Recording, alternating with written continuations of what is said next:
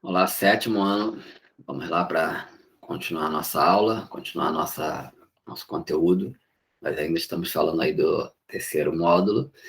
Iniciamos já falando sobre a região centro-oeste, né? Como a gente vem falando e reforçando aí, que a gente está falando aí das regiões brasileiras.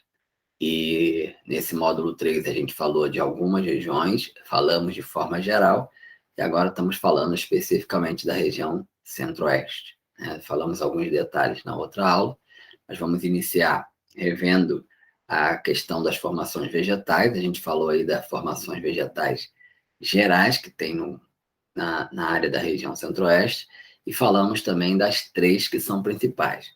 Hoje nós vamos ver alguns detalhes dessas regiões, dessas formações vegetais, que são as três principais, e vamos estar vendo também a questão do crescimento populacional nessa região do centro-oeste, né? Vendo o que atraiu, o que movimentou, por que tem crescido tanto, ok? Então, para a gente dar continuidade aí, vamos lá para o nosso livro, página 362, para a gente acompanhar aí a leitura e também ir marcando o que for necessário, ok? Então pega seu livro e vamos lá para os estudos.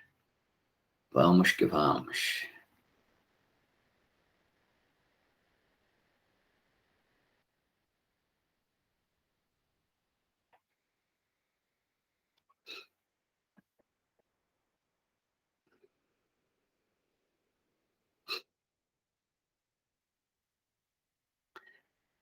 Então vamos. Aí na página 362 e na página 363 está falando das formações vegetais da região, né? Fala do clima e fala das formações vegetais.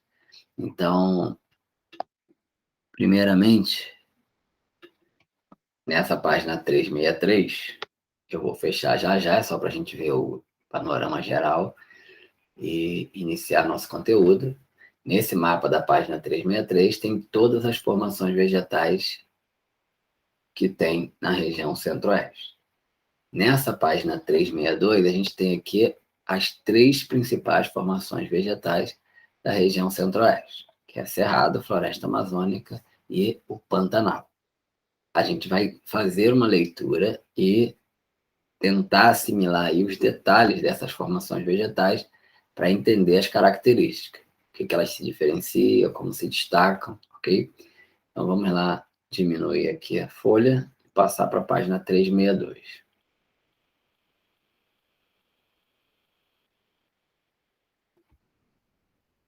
Agora aumentar aqui para poder ser possível ler. Então vamos lá. A primeira coisa que a gente vai ver aqui, né, já que esse mapa é do clima, é que a região centro-oeste ela apresenta altas temperaturas, né? E a gente sempre procura falar que a temperatura é um dos principais fatores que influenciam em uma vegetação, ok? E ali é uma região de altas temperaturas. Então, o clima predominante é o tropical, se caracteriza por ter duas estações bem definidas. Uma estação que é verão quente e chuvoso, e a outra que é o inverno seco, com temperaturas mais amenas. Isso a gente viu também. Então, influenciados pelo clima tropical e equatorial, podemos identificar três principais tipos de vegetação: o cerrado, floresta amazônica e o pantanal. A gente foi e destacamos isso na aula anterior. Hoje a gente vai estar aqui vendo as características dessas formações vegetais. Então vamos iniciar aqui, ó. O relevo da região também é fator determinante para o desenvolvimento dos tipos de vegetação, como o cerrado, predominante na região, nas áreas de planaltos e chapadas onde o clima é mais seco. A floresta amazônica, né, o cerrado, a floresta amazônica é encontrada no norte do estado do Mato Grosso, enquanto a planície inundável destaca-se o Pantanal, que por causa das cheias e dos períodos mais secos, abriga espécies típicas da caatinga, cerrado, floresta amazônica Lembrando que a gente está falando que no Pantanal existe característica de formações vegetais de outros lugares, de outros grupos, como, por exemplo, a caatinga é uma formação vegetal que normalmente ocorre no Nordeste brasileiro. E devido ao Pantanal gerar essa possibilidade de diversidades, ele acaba formando um grupo de vegetação que também tem as características de uma outra região.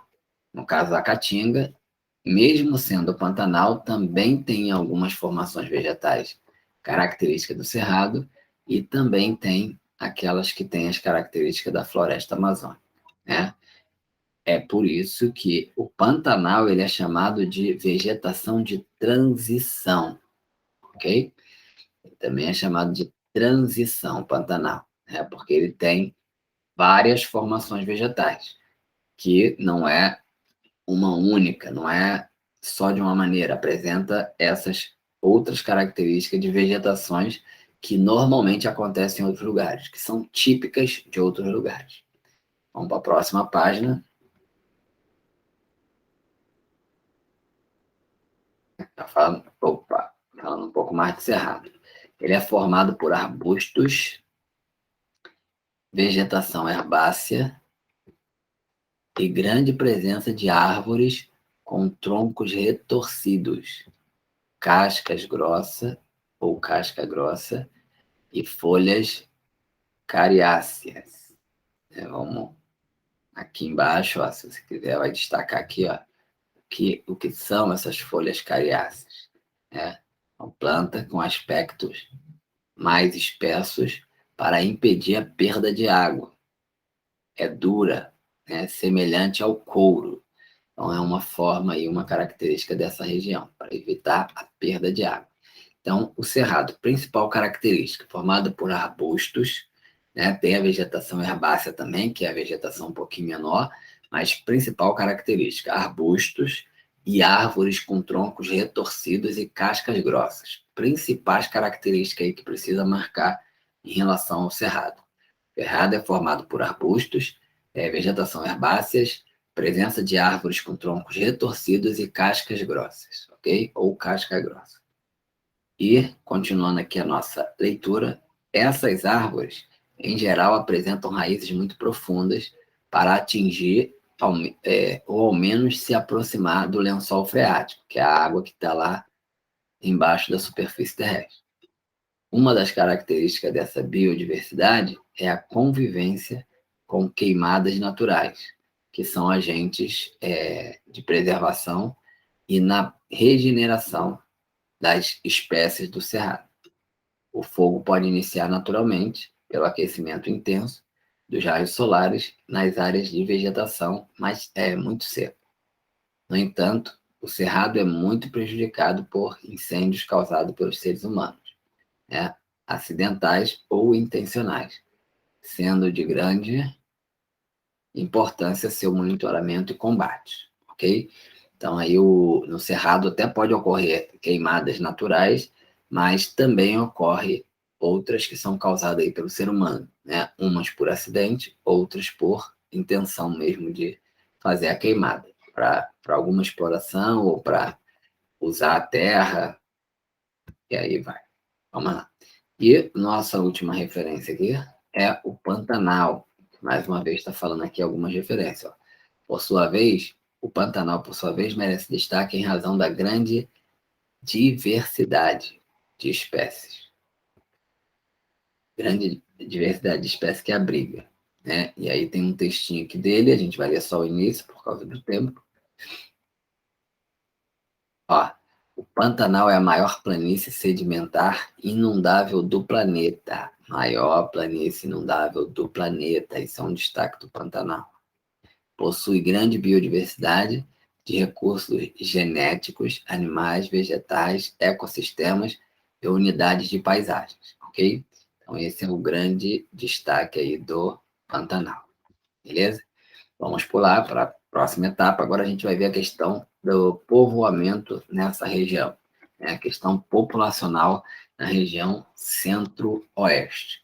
Então vamos ler esse trechinho aí, já já a gente vai, à medida que for Assim, nos textos a gente vai explicar. Então, população da região centro-oeste. A região centro-oeste abriga aproximadamente 16 milhões de habitantes.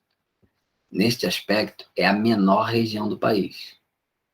Além disso, é a que apresenta a segunda menor densidade demográfica, atrás somente da região norte, né? A região norte, por ser formada por muitas florestas, é uma das regiões mais distantes dos grandes centros do Brasil, né? Principalmente antes da formação aí do Distrito Federal, de Brasília, que é a capital do país, que foi criado para ser a capital do país. Então, tem a segunda menor densidade do país. E o que isso significa? Nós vimos isso na outra aula sobre densidade demográfica, que é a concentração de habitantes por área, né? De acordo com verificar o número de habitantes por área. Então, pela área de espaço aí que é visto por quilômetro quadrado, a região que tem menos pessoas por quilômetro quadrado é a região norte. E, em segundo lugar, a região que tem menos pessoas por quilômetro quadrado é a região centro-oeste, ok? Segundo parágrafo. A densidade demográfica do centro-oeste, em 2017, era quase 10 habitantes por quilômetro quadrado. Porém, o crescimento populacional dessa região vem avançando de maneira significativa nas últimas décadas, pois, de acordo com os dados do Censo Demográfico de 2010, a população do Centro-Oeste cresce em média 1,9% ao ano. Observe o mapa a seguir que a população do Centro-Oeste está distribuída irregularmente e concentra-se principalmente ao redor das capitais. O Distrito Federal apresenta a maior densidade. A gente viu isso na semana passada. Maior densidade demográfica, Distrito Federal, da região, e possui altíssimo grau de urbanização. Em 2015 estava em 97%, ou seja, praticamente todo o território urbanizado. Apesar de ser uma potência agropecuária, a população dos estados do Centro-Oeste é predominantemente urbana. Apesar de ser potência agropecuária, a população é predominantemente urbana. Ou seja, tem uma atividade rural forte, porém a maior parte da população é urbana, ok? Isso se deve às mudanças no sistema de produção do campo, que com algum grau de mecanização e modernização dispensou muitos trabalhadores. A concentração fundiária e os loteamentos irregulares no campo também contribuíram para que a população migrasse para os centros urbanos. Então, existe uma concentração da população na cidade. Vamos ver aqui se a gente pega a outra página aqui para ver sobre a questão da... Ok. Aqui não. Vamos lá.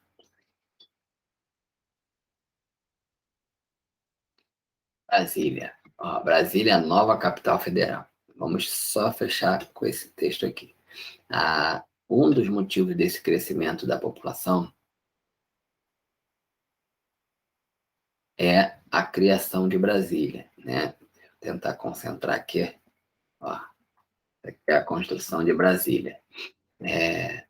A capital do país era o Rio de Janeiro, e aí, durante um período, formaram aí a cidade de Brasília, né, que está no Distrito Federal, e se tornou a capital do país mais ao centro do Brasil, e que é a cidade, ou a área, né, o centro administrativo do nosso país. E isso também contribuiu para atrair a população para essa região, para o centro, né, para a região mais do interior do nosso país. Então vamos fazer a leitura aí.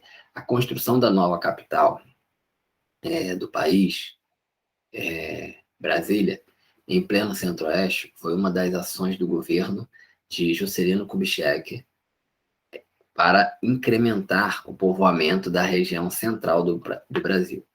A transferência da capital brasileira, que estava no estado do Rio de Janeiro, para o estado de Goiás, ocorrida em 1960, fazia parte de uma política desenvolvimentista que prezava pela expansão das fronteiras agrícolas, modernização e crescimento econômico do interior do Brasil. Então, como é que foi escolhido esse território, né? Era um território dentro do estado de Goiás, que eles foram lá e separaram, demarcaram e criaram um território autônomo, né? Que é o Distrito Federal. E no mesmo território do Distrito Federal estabeleceram a cidade de Brasília, que é a única cidade do Distrito Federal e que é a capital do nosso país. Isso aconteceu em 1960, né? Se inaugurou aí em 1960. Nesse período, outros investimentos ocorreram no Brasil, como a construção de novas rodovias, estradas, usinas hidrelétricas para fornecer energia às novas cidades e possibilitar a expansão da atividade industrial na região. Essa infraestrutura favoreceu a integração do Centro-Oeste com as demais regiões. Então, isso é um dos principais fatores que vem aumentando o número da população nessa região. E aí, uma população de qualquer lugar tem duas maneiras de crescer. Ou pelo crescimento natural, que a gente também chama de crescimento vegetativo, que é através do número de nascimento, diminuindo o número de morte para ver como vai ser esse crescimento. Então, é uma forma de crescer, que é o crescimento natural, e a outra forma de crescer é através das migrações. Além de estar crescendo, Brasília está crescendo o número da população de forma natural, também vem crescendo por causa do número de imigrantes, pessoas que vêm de outras regiões, foram para lá no início para procurar trabalho na construção de Brasília e depois para conseguir trabalho por ser o centro administrativo do Brasil e o governo está instalado naquela região. Então, isso também atraiu um grande número da população para essa região. Vamos lá para a nossa questão da Folha. A primeira questão que tem lá está pedindo o seguinte, ó. Qual é a formação vegetal do Centro-Oeste que se caracteriza da seguinte forma? É um complexo com variedade de espécies vegetais que também é chamado de vegetação de transição e que predomina em regiões do Mato Grosso e Mato Grosso do Sul. Então, o tipo de formação vegetal que está aí no Centro-Oeste e que é diversificada, né, somando aí várias espécies e várias com característica de outras formações vegetais, que é chamada de vegetação de transição e que ocorre aí principalmente nas áreas de Mato Grosso e Mato Grosso do Sul, é o Pantanal. Então, número 1, a resposta é Pantanal. Número 2 está perguntando o seguinte: o crescimento populacional da região Centro-Oeste em meados do século XX pode ser explicado por dois fatores. Quais são esses fatores? Então, crescimento natural da população e a migração que ocorre, né? Muitos migrantes vão em direção a essa cidade, ok? Isso a gente está considerando aí o meado do século XX, que é próximo aí de 1960, quando foi criada a cidade de Brasília. E a terceira questão é, considerando que uma grande mudança na região Centro-Oeste,